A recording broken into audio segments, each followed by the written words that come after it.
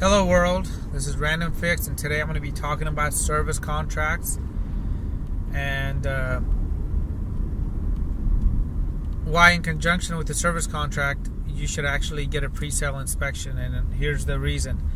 So when you buy a service contract or an extended warranty, a warranty that you're paying for out of your pocket, right?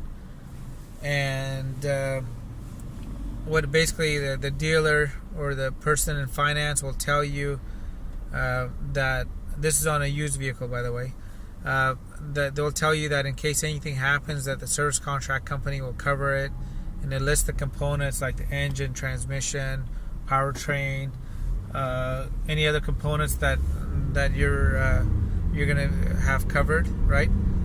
But there's a clause in all these service contracts which is called pre-existing conditions. So if you buy a car that has a bad transmission, right?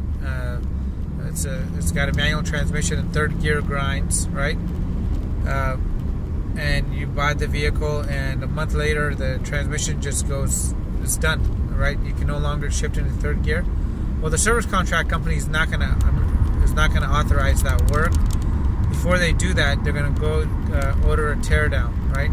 Now, a teardown is going to reveal that that transmission was abused, right?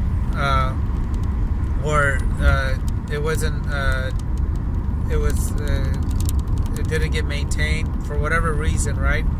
And you're just going to end up in a really unpleasant situation. So instead of just buying the service contract, if you're interested in buying a particular pre-owned vehicle, whether it's through a dealer, right, or private party, I always recommend a pre-sale inspection. And what a pre-sale inspection does, you pay somebody, a mechanic, $95, and they should put it up on a rack, right, to see if the car has any kind of oil leaks, if the frame is intact, see if the car's been in any kind of possible accident, and let you know what repairs the car might need.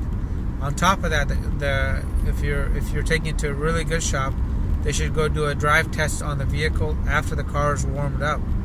So what that means is they go and drive the car for 2 or 3 miles, test the brakes, right? Make sure that the braking system is good, test the AC, honk the horn, turn the lights on, hit the hazard switch, right? They should have a checklist of items to inspect, including little things like a dome light. And it doesn't sound like a big deal, but when you're buying a pre-owned vehicle, having to go repair it after you bought it really stinks. So instead of buying just a service contract and thinking you're covered, I would buy a service contract only after I've gotten a pre-sale inspection done, and in case something happens down the line where I get into a situation where the service contract company doesn't want to cover it, you have that report saying, well, hey, I got this vehicle inspected by an outside party, so don't use if you're at the Ford dealer, don't have Ford do the pre-sale inspection. Please take it to somebody that's not part of the it's either another dealer, so take it to another shop, right? And let me know what you guys think, what kind of experiences you guys have had with this. I worked around cars for the last 18 years and definitely saw my share of service contracts and claims denied. And I just happened to work at a dealer that was maybe 1 in a million, where we paid out, even though the service contract company said no, we're not going to cover this, just to make sure to cover their rear end. They denied the claim because they don't want to pay the $2,000 or $3,000 claim, even though the vehicle didn't have that on there. We as a dealer would pay. You're not going to find that kind of dealer these days. They're far and few in between. So the best thing to do is get the service contract only after you've done a pre-sale inspection. Hit the subscribe button in the top left-hand corner. Give it a thumbs up if you guys like this video. Ask me any questions. Leave your comments below, and I'll be sure to answer back to you.